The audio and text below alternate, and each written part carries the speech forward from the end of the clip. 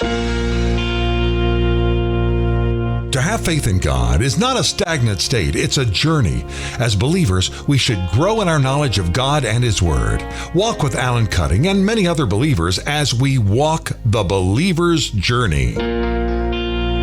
Aloha, and welcome to the Believer's Journey. I want to thank everybody for joining us today. I want to thank all of you who are watching our program, who share our program. And if you haven't subscribed to our station, please do that. That would really help us.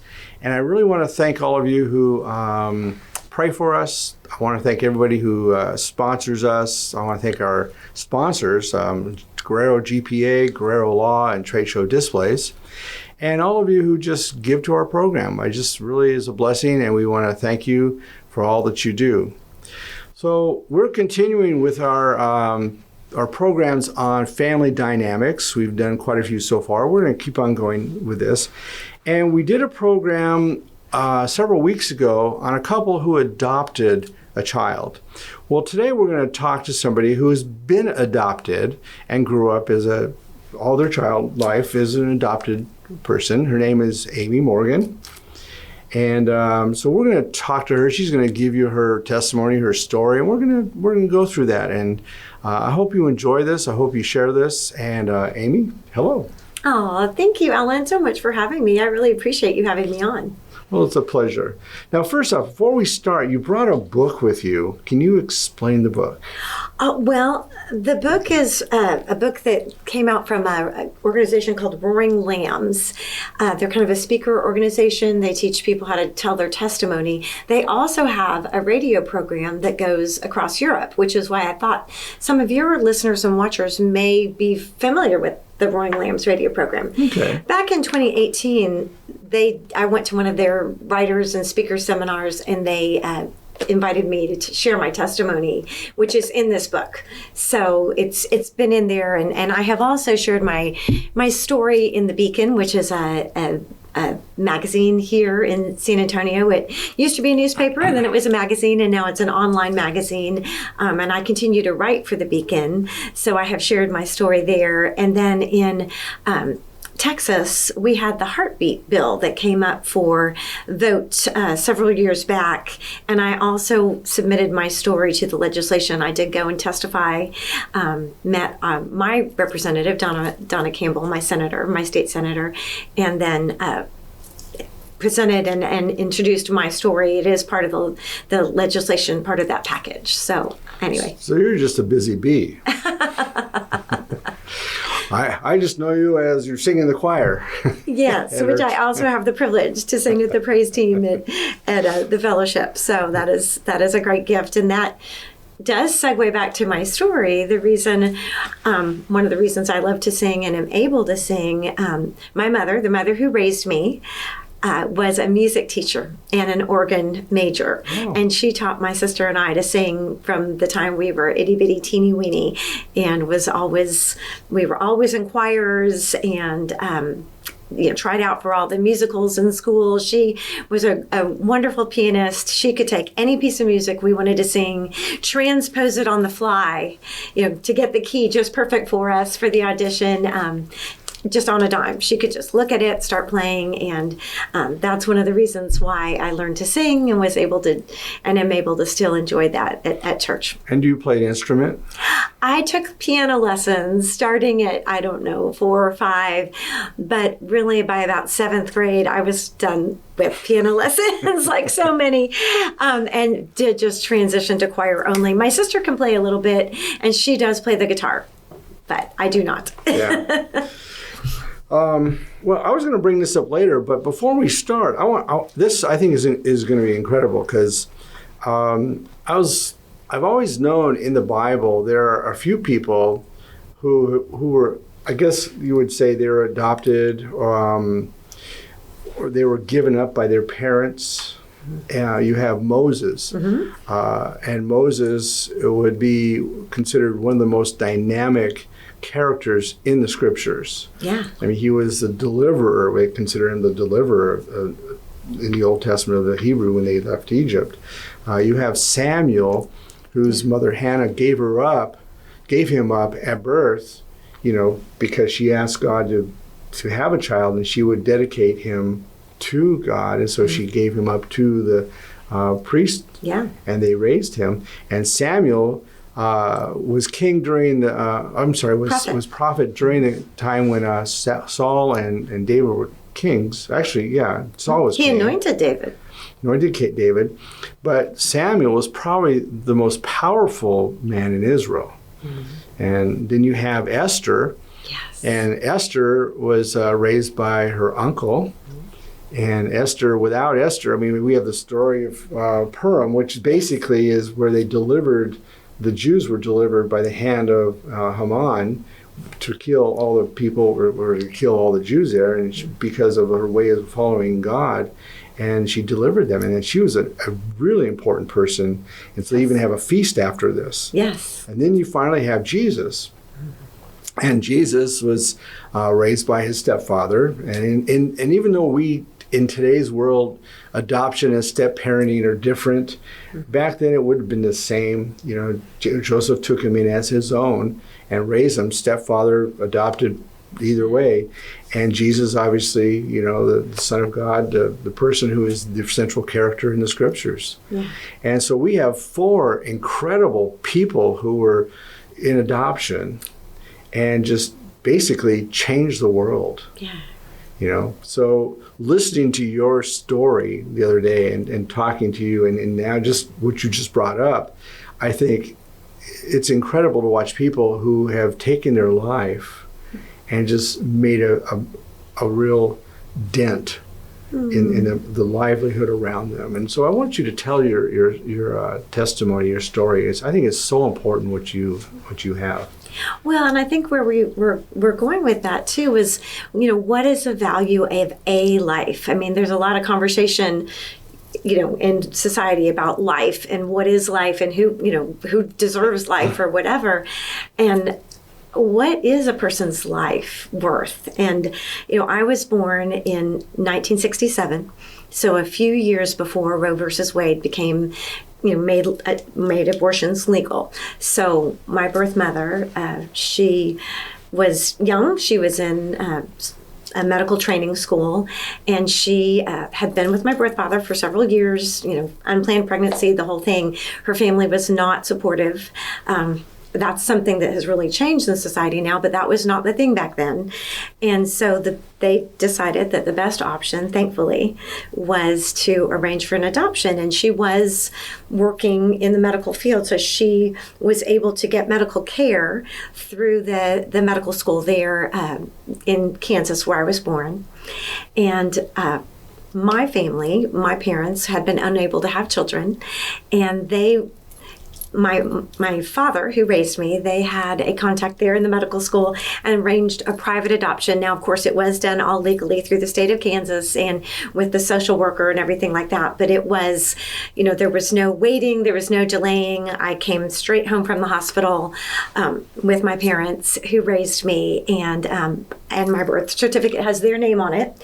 And they didn't have to spend $100,000 for attorneys. I don't know. The paperwork was done legally, and like I said, it was filed through the state of Kansas. So, there was a social worker document. So, but I don't really know exactly. That's one thing they never said. We paid this for. They just always as a child. And then I do have a sister who was also adopted from a different family. So we're not biologically relatives, but we were raised together, and I consider her we're sisters. We were always raised together. We just always knew that we were adopted. My parents, it was not a secret. They always said, we were so delighted. We chose you. You didn't you never felt, I never felt like I was less than. It was always like, well, we chose you. We wanted you. Of course we adopted you. But growing up, I think you always do have some questions, because especially as you get a little older, you do know something, there was a reason. That some circumstance caused your family of origin to not be able to keep you. And so you do wonder about that. I never had like a survivor guilt. I never felt like as a baby I was at fault because I was a baby. You can't help being conceived. And I do think that is an important thing to mention too in culture as we talk about, again, who deserves to live. As a baby, you don't have any say in how or if you're conceived. So the fact that you are going to exist is not your fault and is not, your life should be considered. And so that's my soapbox there, but I think I have a valid reason to have that soapbox. Anyway, so there always was, but I was always very cognizant. I have my family. I had, and nobody's family is 100% great, and there, but I always felt too, especially as I got older, as an older teenager, I always felt so grateful. I always felt grateful to my birth parents for giving me life, for making that difficult choice. And I never, ever wanted to do anything that would have disrupted their lives or to cause them harm or to come in between them and the families that I hoped they had. So, anyway, life went on. I met my husband, to whom I've now been married for 29 years, had 2 little boys, and after having our second son, I really kind of felt that tug. The boys, just felt like, really wanted a little girl, but the boys had some medical things that didn't make that easy. So we're like, we're not doing that again. And told my husband, honey, I really think we were supposed to adopt a little girl. And we kind of even looked at talking to some people that had done some overseas adoptions. And my husband finally said, honey, if we were meant to adopt a child, I really think God would have given me that call on my heart too. And he said, I don't have that. He said, I think you're the little girl. He said, I think God is calling you to find your birth parents. And at this point I was 36 years old. And I was like, oh, wow, I think you might be right. And I had, in a job before I had the kids, I came across this little tiny magazine article that said the adoption records in Kansas had been opened to those who were, the interested parties, those involved. And I had torn out that little piece of magazine article and stuck it in my daytimer and stuck it in the next daytimer. I don't know, I'd had it maybe 7 years, at least 7 years. And I returned to that piece of paper and pulled it out, and I called the records department in Kansas, and they're like, oh yeah, we got your file right here. We can see everything. We see the name that your birth mother, we see everything. Would you like it? All you have to do is send us a little, we can send you a form and you just get it notarized and send it to us. And oh, by the way, would you like your file from social services too? I'm like, well, yes, please. And I was going to be visiting in Kansas in a couple weeks with my children, and I went and picked up my file, and for the very first time I ever saw the name, my birth mother's maiden name, a name that actually was related to me by birth. Well, it also had her parents' address on it. So I went by the house, and it looked like it was sort of a grandma house. And again, what I was looking for was not a different family. I was very clear on my parents who raised me and who my mother, we just lost her 2 years ago at 89. And I was standing by her bedside singing, God Will Take Care of You, with my sister as she took her last breath. So I was never trying to replace my parents. But there were a few things I wanted to know. I wanted to know what was my genetic heritage, what was my background. It turns out I'm Irish. Woohoo! I love being Irish. It's St. Patrick's Day. It's one of my favorite holidays now. I love it. But I didn't know that. And I wondered, do I have some weird disease lurking that I should know about, that I should, have precautions? It turns out I have a gluten sensitivity that is truly inherited, and so I can deal with that, but that was important to know. And I just wanted to see a picture of someone that looked like me, because nobody in my life ever looked like me until I had my children, but then it's just like, who looks like me related? So those were the things I wanted. I did not want to replace my family. Anyway, back to going by the grandma house. I went by the grandma house where my birth mother had lived with her parents, and it was empty. It had a for sale sign.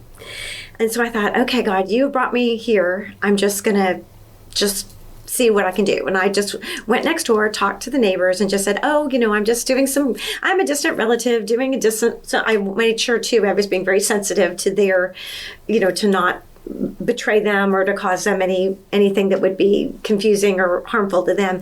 And I was like, did you happen to know the neighbors? And they go, oh yes, the mother there who lived there, she was like a second grandmother to our kids. Her husband had gone to high school with my birth mother's younger brothers. And in fact, the grandfather had just died recently, and they had thrown out some yearbooks. And he's like, oh, I've got the yearbooks. And I saw a picture of my birth mother's younger brother. It was the first person I'd ever seen that actually shared genetics with me. And then she's like, oh, I think I have this obituary from the funeral. Let me go see. It had been 7 years ago. I mean, 7 years, who keeps an obituary that they can lay their hands on that fast? Oh, drawer, click, here it is. Again, God, that is so God. And then it had my birth mother's married name on it. Well, that married name was an unusual name. There were only a couple in the phone book. I happened to get her brother-in-law, and she had actually been in San Antonio a few months before for her work. And so I said, I'm Amy from San Antonio, blah, blah. I didn't tell him exactly why.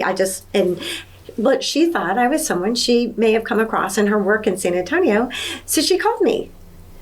And then the next day she invited me to her home. And I got to meet her, and I found out my story from her side.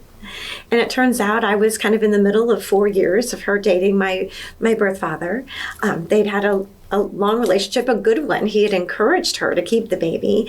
I was not, the product of something horrible and unsavory, and she said, I even saw a picture of them. She had made them like matching little shorts. It was her maternity shirt, and he had the little shirt, and she said they used to rub the belly, and that's not exactly what you think you're going to hear when you're adopted, because again, something was off, something kept them from having you and being a family. But I was just always so grateful. And I was able to convey that to her. And she was able to say, I always wondered what happened to you. And I'm so glad to know that you are well and that you were raised. And she actually, her children went to school one school district over from the one where I went to school. But they were younger. Her son is 10 years younger than I am, and her daughter 13 years younger. So anyway, long story short, she had lost track of my birth father, but she certainly knew his name, and she knew where he went to school. And he went to the Catholic boys' school that I used to date, the boys that went to that Catholic boys' school. And I had actually I went to prom when I was a senior, when I was 18 years old, 18 years after the prom that they did not go to because she was way too pregnant. I'm born in July. She was way too pregnant to go to that prom. 18 years later, without knowing any of that, I went to their prom. So I went by the Catholic boys' school, and it just so happened, again, God, on a Saturday, it was open because there was a cheerleading conference. Why? Again, just so crazy. I was a cheerleader. We never had a cheerleading conference at the Catholic boys' school. The development director, the alumni guy, happened to be there. He had just stopped in to grab something. And I just kind of said, oh, looking for this person, blah, blah. He handed me his whole file. It had all of his personal, you never should have given me any of that. But he did. My husband laughs. He said, you, Aaron Brock, a victim. Because I just was like chatting away, flipping my hair, He gave me all of that. So once I had returned to San Antonio, and this was like in a space of 2 weeks from my husband saying, I think you should find your birth parents, and God just opening up all these doors. I called my birth father, and he said, what took you so long? I've waited 36 years for you to call. And if you can just imagine how that made me feel. And again, it's not like I wanted to replace my parents, but you do always wonder what happened. Was it something really bad? And then to hear that. And he and his first wife had even run an adoption agency for years, but he felt like it wasn't his place to look for me. But he had told his daughters, he has a daughter that's 13 years younger than I, and one that's 16 years younger than I am. And he had always told them, you have an older sister, she's going to come back. Someday you'll meet her. And I have met them. I've met all of them, and they're lovely, and they're very kind. And anyway, and it just has started this beautiful relationship. But again, it's not a relationship that replaces my parents. I mean, my father is about to turn 90. I call him almost every day. I go see him. He's had some health challenges. I go see him like every 2 to 3 months. He lives, a couple of states away. I'm 21 years into this journey. I have faithfully remained faithful to my parents, but yet I always say to people, love multiplies. It does not divide.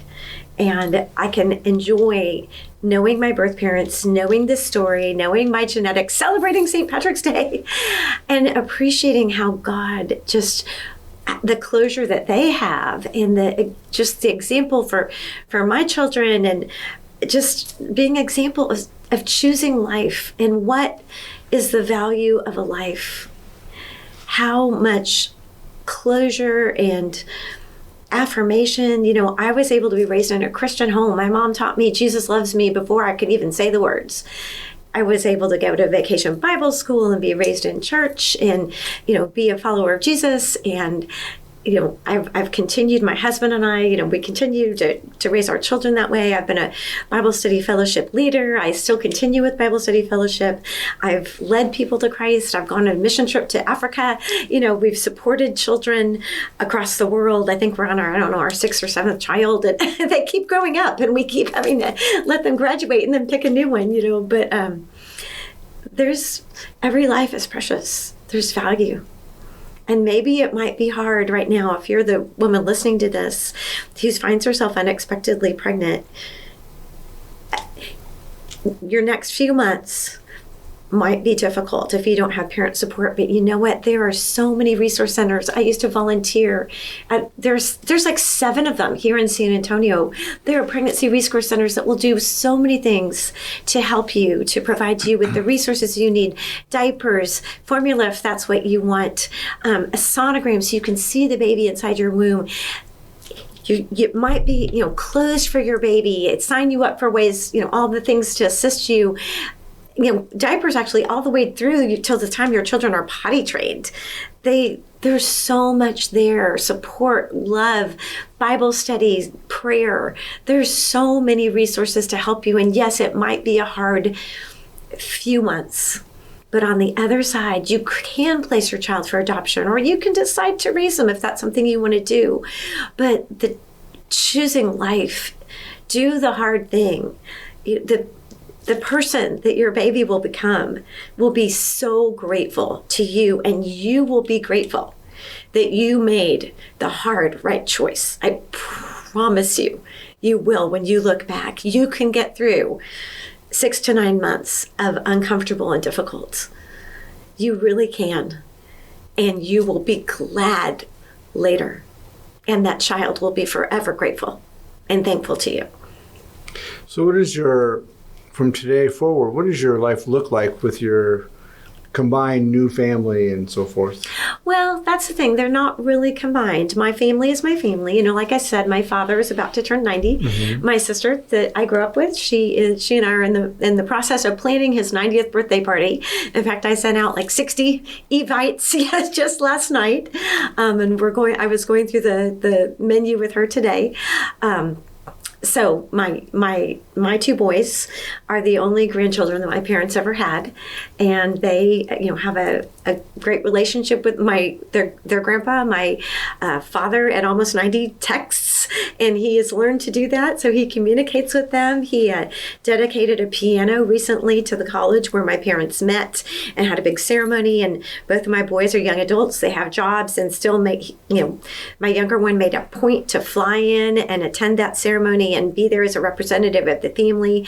My dad had a real health challenge this spring. My older son, same thing. He's, dropped everything with his work, flew to Kansas, went and spent time with my dad in the hospital. My mother, as I said, is gone, passed 2 years ago. And So there's that, and then there's my family of origin. My birth mother and my birth father are cordial now. They have a friendly relationship. They live, states apart and had their children, separately, but they're friendly. And she's like a fun aunt. I enjoy, I talk to her every couple of months or so, and same with my birth father. He's like a fun uncle. But you are you as a child too, and I want to say this to parents considering adopting. And of course, things are different now because there are open adoptions or different ways to do things. But the parents who raised you, who made your breakfast and who cleaned up your throw up when you were sick, and those things. Those cannot be replaced. And yet you also know there was someone who gave you life and you were grateful. And in my case, we have been blessed to be able to enjoy each other. I understand that is not always the case. And two, with open adoptions now, things are different. Back in the 60s, there was a lot of shame associated with an unplanned pregnancy. And there was, adoption records were kind of closed and secret and things like that. And that's, I think it's a good thing to maybe have put some of that shame in the past. It seemed like the shame always went in one direction too, and it does take two to tango. And so, anyway, I'm just grateful. I feel like I do feel like God, it was completely His leading and His opening doors. I never had to burst open. I really didn't have to make hardly any effort. God just opened those doors, and I really feel like, and two, I'm the one who can bring in the Christian heritage that I have, and who I'm not shy about who I am and how I've been a Bible study leader and do Bible studies and lead a prayer group and work in VBS and sing in the praise. I can send when we do our concerts at church, or even just the services, I can send the links to. It's a great way to share the gospel just with my life. And even family members on my husband's side. My husband and I do the same thing. That's just who we are. So how old were you, or how old can you remember when your parents told you you were adopted? I never remember not knowing. So very young. I think, as soon as I could. And, truly, I think they told me before I really even knew what adopted meant. Because that was an issue that we faced with our children, because I met my birth parents when I was 36, but my children I was 36. One was 6 and one was turning 4. But we hadn't really had those types of discussions with them about why, about unplanned pregnancy. I don't think we'd even talked about pregnancy, to be quite frank, because they're boys. And, so we had to be sensitive to that and wait until they were a little older till we could kind of explain what that would mean and why someone would be adopted, and then why, just how to sensitively deal with that. So we really didn't introduce them having contact together until they were old enough to be sensitive to those things. So I've talked to different people in my life who have been adopted, and some of them they found out later on by accident. Some of them were told young. Some of them were told later on. Tell me, the fact that you knew, how important is that to you, and how do you think that might have affected your life in comparison to those that like the examples I just shared? Well, and again, I can only speak from my own experience, but I think that it would be very disorienting to find out later that the parents that you always thought had raised you, or the family that you always thought you were part of, that you really weren't.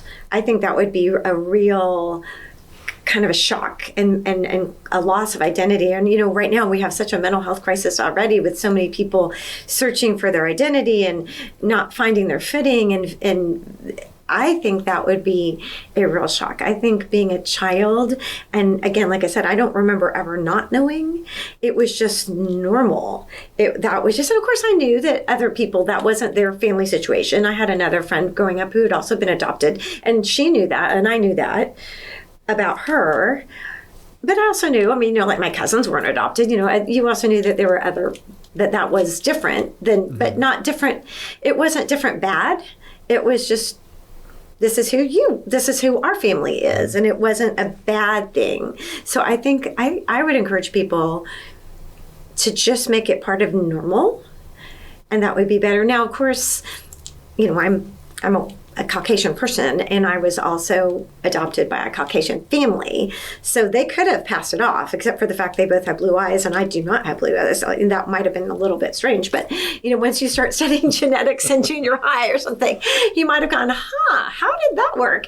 But there wasn't an obvious, nowadays when people do, adoptions are so different, maybe from a different country or even, different ways. If you have a child that very obviously looks biologically different, again, that would be a real reason. So the child, because somebody's going to ask, believe that, somebody's going to ask the child, and you might as well have a good answer that is affirming and positive. Yeah. It's interesting. Several months ago, I got a phone call. Susan, my wife, Susan, and I were talking about this after we talked to you, or I had talked to you. And anyway, several months ago, I got a phone call just out of the blue and say, "Hello, is this Alan?" I go, "Yes." Because I think I'm your niece. Yeah.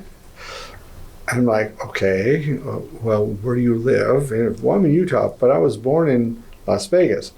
Oh, well, when? And so, well, I know two of my brothers live there, and it would be one or the other. And she was like on 20. That is causing a lot of people to find people. There's been actually some articles. I think maybe it was in the Wall Street Journal, maybe a few years ago, right when that sort of got popular. And then there's some podcasts that have a lot of those reunion stories. Yes, and a lot of people kind of find out by surprise, or there was like a sperm donor that had been very prolific and had sired many children that then were starting to connect together, and that's a whole nother can of worms. But yeah, there is something about having a genetic tie. Oh yeah, because when she called and so I said, well, I know that if you're of this one particular brother, which I think that's probably the one, I said his son, one of his sons, is with Ancestry.com. If you were to go do that, then, and if he's your brother, then obviously we know who your father is. Yeah. And so she did, and we talked, and so I ended up calling my brother and letting him know, you have a daughter. Were you the one to break the news to your brother? Yeah. Oh, wow. That's a big thing. I think that would be as much a shock the other way. Maybe. I don't know. Or maybe not. Maybe he knew. It was interesting. So he was like, okay, but she was brought up not knowing who her father was and lied to about it and so forth. And that was what kind of made it hard for her. Yeah. But in the meantime, she had come to visit some family, and she's totally accepted by everybody. Yeah. She's got two daughters, and it's just amazing. And so really, there is no, I don't want to talk to you at all. It's all about, come visit. Hey, we'll visit you. It's kind of like, you're a part of us. Yeah. And I think that's really important.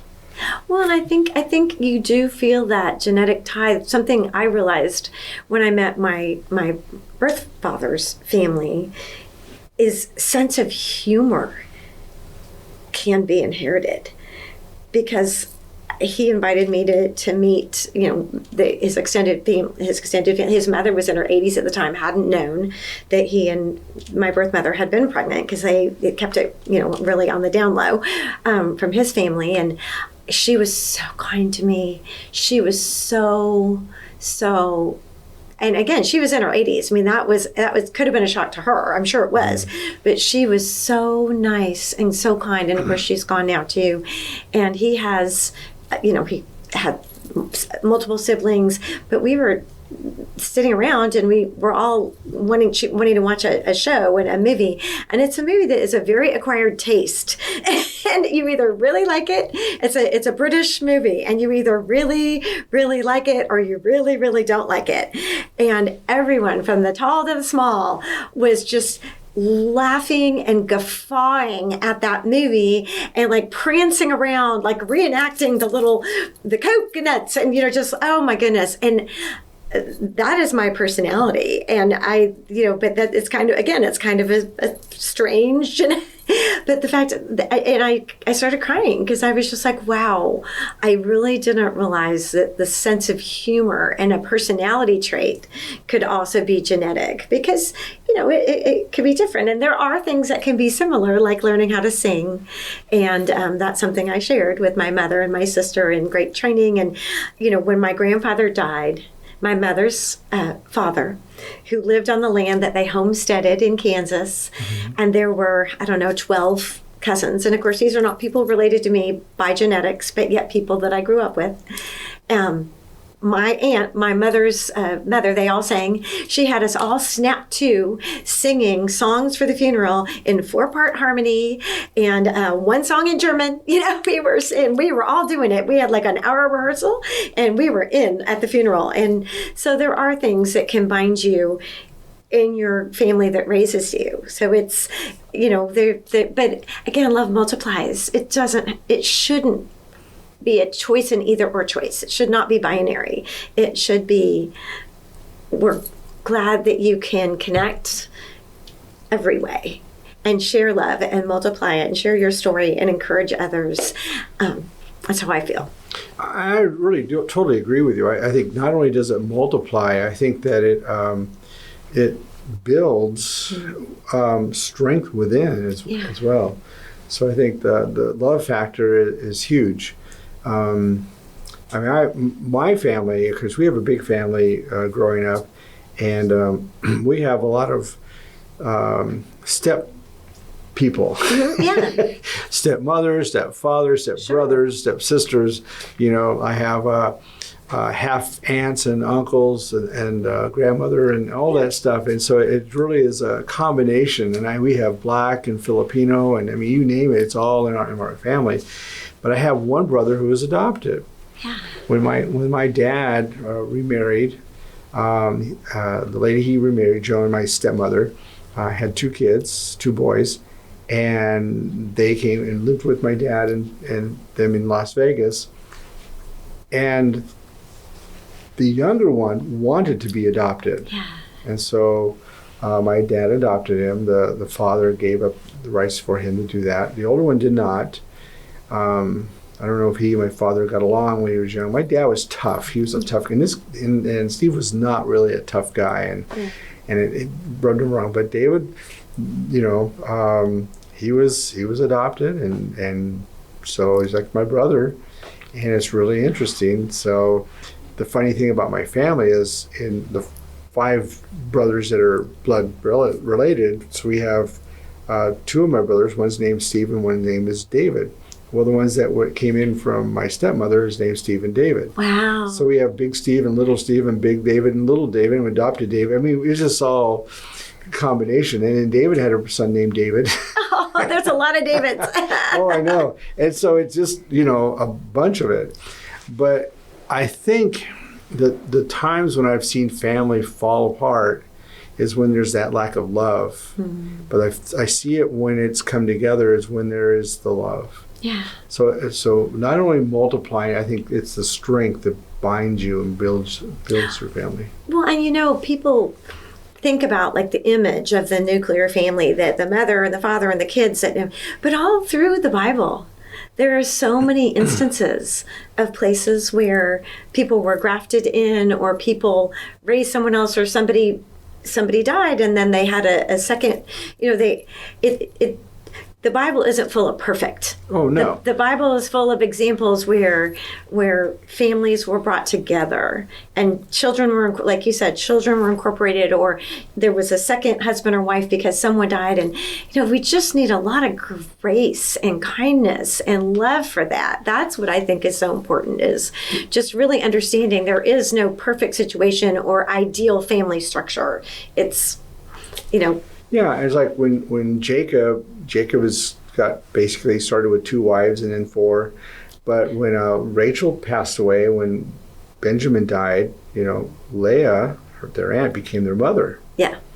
So, and Benjamin was raised from a baby on up with Leah, her aunt, his mother. Yeah. And of course, Joseph was sold off, when he was a teenager. But yeah, I think you find that in scriptures. If one passes away and that father passes away, or the mother, the next person takes over as their parent. They step in as the parent. Yeah. And I think that's really important, that we see that God has ordained that kind of family and togetherness. Yes, and bringing in, when God, and there are a lot. I'm a writer, and I write, like I said, for a Christian ministry here in town, but the Beacon as the Christian magazine, and then also the Marriage Initiative here in town. And I've done articles of different blended families, different situations. I've interviewed. There's some really great ministries here in San Antonio that do help with adoption and foster care and, Chosen and Hope for the Orphan. I mean, just really, really great programs here in San Antonio, that incorporate children that need that family. Again, it's not the child's fault. It's not the baby's fault. But sometimes they bear the brunt of the consequences of their parents' choices, and that's not how it should be, and how so many people are loving those children into the kingdom and providing them that loving home. And as a community, we should support that and encourage that. And if we can get trained to, provide help for adoptive families, especially those that adopt out of the foster care system, they cannot leave their child with a babysitter while they're fostering unless it's a foster approved and trained babysitter. I mean, there are so many ways that the community of faith can help, just little things. I mean, maybe buy an extra pack of diapers and take it to the Pregnancy Resource Center. Like I said, I think there's 7 in town. I wrote an article once that was the cover of the Beacon, and there was a map. And it on the inside of the cover had the beautiful picture of the baby. It was for Sanctity of Life Month.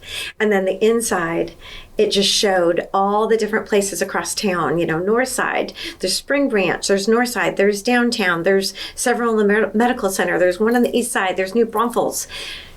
So many places you can volunteer, you can give. And we've had 4 or 5 of those ministries on our program, which makes me think that no matter where you are in whatever country you're watching this from, you probably have some kind of support somewhere. I know that when there are missionaries that come from Moldova to here, and they've got small children, they leave them with friends, they leave them with family, they leave them with people to help take care of them. And they're gone for 6 to 8 weeks. Yeah, that's a long time. That's a long time. Yeah. Sometimes the mother may stay back and maybe the father comes out here, but if they both come, they leave their children there. Yeah. They're taken care of by somebody in the community. Yeah. So community, strength is really so important. We don't tend to have that as much anymore in the United States as we used to. Yeah. But I see that in other countries, poorer countries, they do, because they have to rely on one another. And I think that, when we're talking about, you talked about grafting in and adoption and so forth, in the scriptures, there's a lot of stuff that I think, especially as Christians, we don't understand. In Exodus, God told Moses to go to Pharaoh. I think it's chapter 4. He said to go to Pharaoh and tell Pharaoh that God is our Father. Yeah. Okay, I mean to Pharaoh, this is Israel is my son. These are my, they're my firstborn. Yeah. So he had basically from the beginning, we think of who are fathers and mothers. Well, the ones who basically we think about the ones who had us at birth. Right. God created us he birthed us, basically, if you look at it that way, but in a different way. But here we are as Christians now, and what does that mean for us in scriptures? How do we relate to that in the Old Testament? Yeah. Well, what's funny is in 2 Corinthians, it says in chapter 6, verse 18, it says, I will be a father to you. So this is God talking. I will be a father to you, and you will be my sons and daughters, says the Lord Almighty. This is the same thing he told the Israelites. He said this in Isaiah. I think, doubtless you are our father. And though Abraham was ignorant of us, and Israel does not acknowledge us, you, O Lord, are our Father, our Redeemer, our everlasting is your name. So they claimed him as their father. He claimed the Israelites as their children, as children. So here we are, and I teach that Christianity is just really a kind of a division of what was Judaism at the time. If you look at Jesus' day, there were 5 denominations. You have Sadducee and Pharisee and Helen. Okay, so all of a sudden, as Jesus comes in the picture, now we have the believers of the Jesus of Nazareth, which eventually becomes the name Christians. But who they served was the Jewish Messiah. And in Romans, it says that those who were Jews who had unbelief were broken off the vine being Israel. Okay? And those who believed in Jesus were grafted onto the vine. Yes. We were adopted into the family that God called his sons and daughters for the firstborn. So we become adopted into that family. Yes. And a lot of people want to divide and say, no, there's Jews in Old Testament and Christians in New. No, we're all together. And I like your story specifically because not only the fact that you grew up as an adoptee, but as an adult, you found your birth parents and your other siblings, and now you have incorporated them in your personal life as important to you to be grafted into all of this. Yeah. Does that make sense? Yes. And I love your story because it really speaks volumes of where we should search and how we let God direct us. Yes. And how we let God, if there's wounds, to be healed, but if there's not, to be that which is love, which will permeate through the whole sector. And even the healed wounds can still bring forth. There's so much fruit there. And I actually, when we were in Israel in 2019, my husband and I had the opportunity to go on a trip there. There's a beautiful statue, and it's in the church. I think they call it, no, it wasn't Peter's church. It's where the upper room is. Of course, in Israel, every time there's something that happened, they throw a big, huge, fancy church on top of it. but there's the upper room, and actually that area is used by both the Jewish people and the Christians. I believe that room is allowed for both. And we went downstairs, and there were Jewish men praying. They had their, they looked like they were Orthodox. They had their tassels and all their things, and they were doing the praying in their certain way. But upstairs in that particular room, there was a statue, I don't know, maybe 8 feet tall, and it was in bronze, and it was the root, like an olive tree root, and it was pretty much life size to how big it would be, maybe even a little bigger than life, like the stump of Jesse being from the Jewish people. And then it had that grafted branch, which shows how Christians were put in and allowed to thrive and grow on the base and the foundation and the root of what God had given to the Jewish people, and how we were grafted in. And it was a beautiful, and when I saw that, I immediately pulled out those verses. I had the Bible app on my phone handy, ready to go, so I could say them. And it was so moving to see such a visual representation of that. I did want to also, when you mentioned about incorporating family structures, and I did talk a little bit about different types of adoptions now that they're open adoptions and things like that. I do feel like the timing was wise for me to wait till I was older. Of course, it was God's timing. So, but I do think that there could be, it might be a little disconcerting for everybody in their youth in their teenage years, and especially now, everyone has a kerfuffle with their parents when they're a teenager. I mean, I know raising my boys. I mean, there's always someone, if your parent's a good parent, you want to do something they don't want you to do, or you want your cell phone and they don't want you to have one. Or you want to go drive somewhere and they don't want you to. If you're a good parent, you have some boundaries that your kids want to push against, and I think that would make parenting even more difficult if your child that you were raising, that you had legally adopted, had some access to some cooler, funner mom or dad somewhere that they felt like it'd almost be like a step-parent situation where a dad has these rules and mom has these rules and you play them off each other. So I would kind of caution against having those types of interactions at that age. I mean, there was none of that for me. And again, if somebody were considering an open adoption, I would encourage some boundaries. Just, maybe do things like photos and things where the birth parents can have some reassurance and some connection, but waiting for more of a relationship till the child is an adult, because the child needs to recognize the authority of the parents that are raising them. I totally agree. I think that I've had, and I've shared this on the program before, where I've raised my nephew, and he has gone to stay with his father a couple times while he was living with me, and I have had other situations, having a step father here and a mother and a father over there and a mother here, and knowing what you can get away with because the father and mother are bidding for your affection or bidding to be the one they like. And that's not constructive. As a child, you really shouldn't have that power, first of all. And I think it's not building. It's not good for your relationship with the parents that are raising you. It's not good for you. So I think that's something important to say, that the person you live with needs to be your authority. And of course, you see that in step situations too.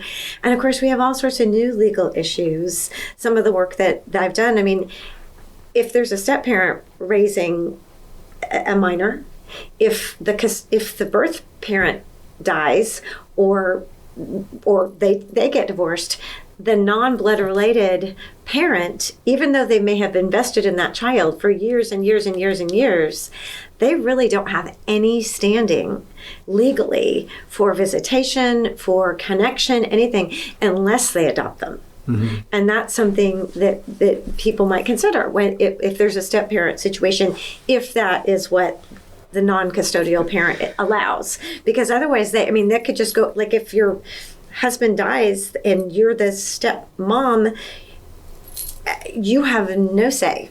Mm-hmm.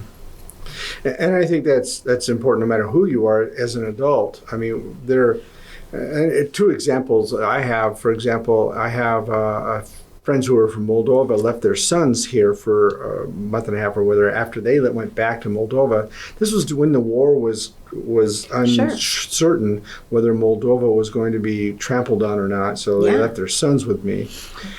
And then there's another couple who have a daughter who was adopted and stayed with me for a while.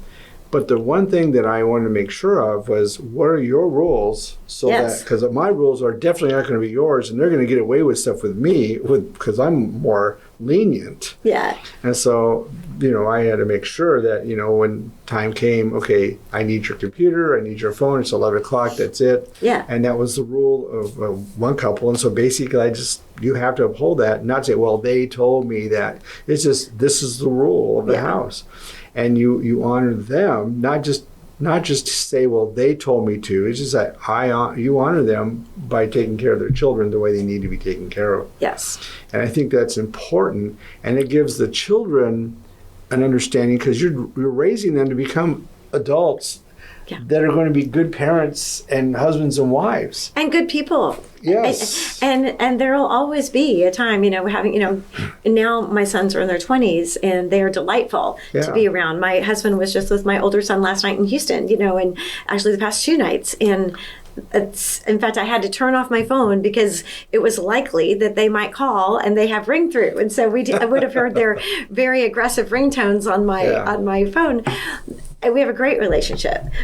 But there were times in their teenagers, they were not happy when I said they couldn't do something, or they couldn't go somewhere, or they couldn't watch something, or they, had to have their computer off, or blah, blah. And so, but that's part of being a good parent. And Susan and I were really good about that. If I had and I was more strict than Susan, and if I said something, and Susan would have let it go, she would back me up and says, no, this is it. And so it was really good that we were on the same page. Even if we weren't on the same page, it looked like we were on the same page. And I thought that was really important. Well, and from the marriage initiative that I write for, that's one of the big sticky wickets. That's one of the things one of those 5 critical issues, parenting and backing each other up and making sure that you present a united front to your kids. I want to read a scripture here I think is really cool for us Christian type people. Okay. It's in 1 John. It's in chapter 3, verse 1. Verse 1 and 2 is really all of it. But it says, behold, what manner of love the Father has bestowed upon us, that we should be called the children of God. And it goes on, but it's really cool that we should know that the Father really does love us. And I think it's important. I think that if we can picture God as our Father, because a lot of people now in Christianity look at, I pray to Jesus, I see Jesus, I understand, I read about Jesus, but they don't really picture the Father as and being adopted and having this whole idea of this family type deal. But I think as we understand God as our Father, I think we need to understand that He is personally and sacrificially invested in us. Yeah. And that's something that I think a lot of us, like I said, Christian type people don't stop to think about. Yeah. And I think too, if there is a father wound, if there is an absent father, or if that's something people really struggle with, because if they don't feel like they understood that from their growing up, then that can really cause them to view God improperly. Well, yeah. So my dad left when I was 9. I've spoken of this before. So I was 9 when he left. I guess my parents divorced a year later, but my mom raised us 5 kids, and I was always with my mom, and my dad was gone. He never really came around, and when he took us to a park, he'd leave us at a park and leave the park. Oh! Come back 4 hours later to take us back to my mom. So we really never spent time with my dad. Wow. And I finally told my mom, I don't want to do this anymore, and I told her why, so we just didn't do it. But I never really knew my dad. I never was close to my dad at all. And my mom worked full-time, and then she started going to school full-time. So I really didn't have a mom around either. Yeah. And when I did, it was just at very odd times. My grandmother was really my mom, if you will. But I always felt like I had a big void of no father, no dad. And so God had to become my father.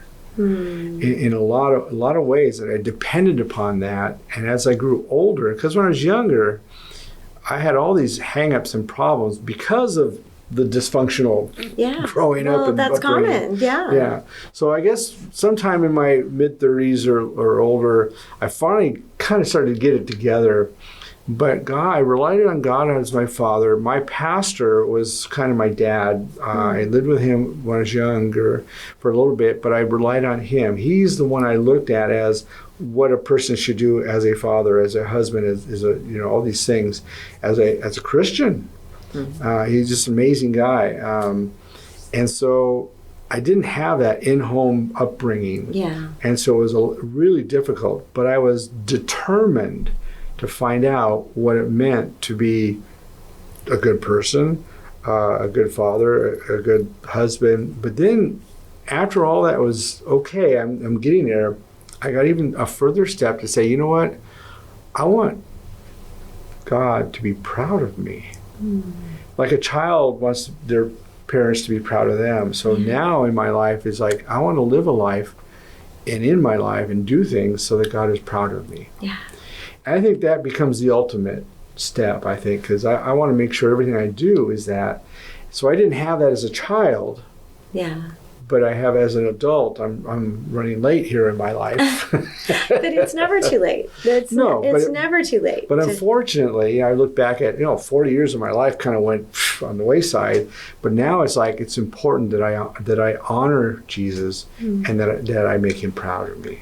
Absolutely. So, and I don't think, nothing is perfect. No life is ever perfect, and no walk is perfect. But I too want to hear, well done, good and faithful servant. Yeah. And I've tried to raise my children that way, and my husband is the same way, and believe in that, and do the next right thing, right? That's all you can do is do the next right thing. You really do. Ask God, open the doors that you need to open, close the ones that need to close, which is another reason why I felt so strongly that God called me to find my birth parents at that time, at that age, because of the way he placed the desire in my heart, and then he opened the doors for it. Yeah. I think, and this just struck me, I've been teaching this for a long time, but it just hit me in this fashion. I've been teaching a lot about how we need to be holy because God is holy. But think about it. As a parent, you want your children to reflect you. Yeah. And God calls us people in Deuteronomy. He says, be holy because I am holy. He's not just saying be holy because I want you to. Yeah. I want you to be like me. And that brings it more personal. That brings the idea that in the Old Testament, God was a God of relationship. Yeah.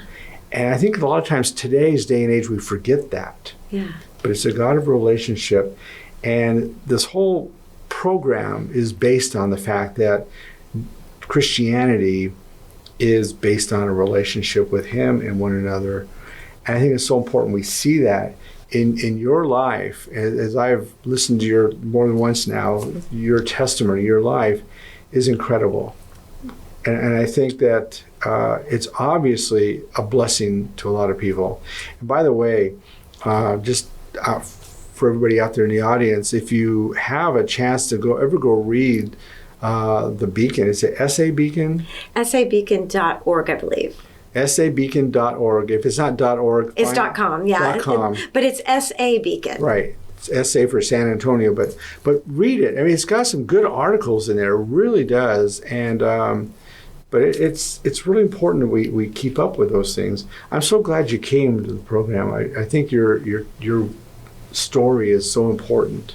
Oh, thank you so much for having me. I really feel that is one of the reasons that God allowed me to have this because to encourage others to really know what a life can mean and to encourage others to do the hard thing.